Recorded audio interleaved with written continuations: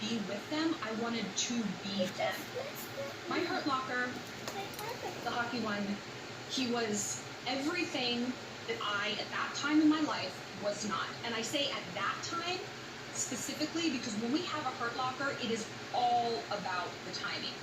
There is some part of our ego or our life that feels deficient, and so we imprint on that person in an inappropriate way that we interpret as love, and then obsession when it doesn't work out, which it usually doesn't. Because a Hurt Locker is never someone you like dated long term, you know? It's usually someone you actually didn't get to date. So my Hurt Locker was humble. I was such a douchebag. I mean, I still am, but like in a very different way. You're lucky. You missed it. He was driven. I was floundering a little bit. He was, I mean, so diversified in terms of his skill. Like he was a great hockey player, but he was like a brand ambassador. He was working with kids. Like he was just doing so much. He had maximized his talent. And I wasn't doing that at the time. I felt very unsure of where my career was going. And so I imprinted on him, and it was so hard for me to get over that boy. It took literally years. And it wasn't until I cowboyed up and got my career where I needed it to be, and all those things I admired in him, once I recognized that and leaned into it, I was able to really go after those things. I admired his humility. I'm going to cultivate a little bit of depth in myself, and I did that by volunteering, by doing things that were selfless, by getting out of just my like bubble of ego. You know, it's really kind of unattractive.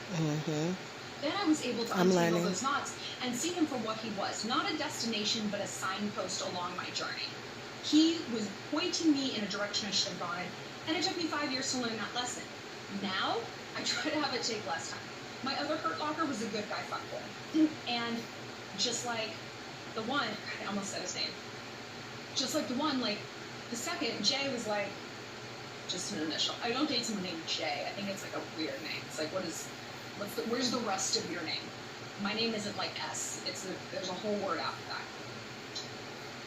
He was also so smart. He was a leader. He was like president of his frat, captain of the football team, like all this stuff. And I'm like, wow, he is, again, maximizing his capability.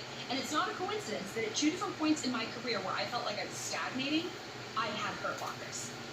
So if you're going after this popular guy, step back and ask yourself, what am I storing inside of him? Am I storing my boredom with my career, stagnancy? Am I storing how dynamic I wish I was? There's something that this person represents, you know, and until you get to the root of that, you're going to stay stuck in this Hurt Locker thing forever. And here's where the Sean and Camilla thing comes back. Guys know when you're using them. Because let's just say, you don't want to examine why this person's a Hurt Locker or a getaway car or whatever he represents. You just want to date the popular dude. And let's say that maybe you are, right? Let's say that this works out. Do you really think he's not going to be able to tell that you were with him just for the clout? That you're always tagging him, always posting him, always needing to like go to a party so everyone can see. You can't just have a chill night at home. No, everyone has to know. You really think that he's going to miss that? How do you think someone's going to feel when they realize they're being used? And use other people can love those people very much. Like, you can use your clout boyfriend and love him very much and not understand why you're using him because it's on such a deep psychological level that you might not be tapped into it. And he might not like have a name to put on it either, but he's gonna feel it. You know who's feeling it right now? Shawn Mendes is feeling it. He's doing that emotional recoil. I can feel it waving often, and maybe it's because he's a homosexual. Like I said, we are not going with that narrative. Not going with it. But there's just there's a resistance, and I can't help but think that it's because he doesn't really like to be used. Because popular people get used a lot. A lot. Celebrities, I mean, come on, they get used for money, connections, a repost, all this stuff. And like people on the micro, like when I'm still working in magazine, and I still do go to a lot of events, but like I was going to like 8 events a week. Like sometimes I would go to 2 in the morning and 3 after work and like 1 at lunch, like a lot of things. And like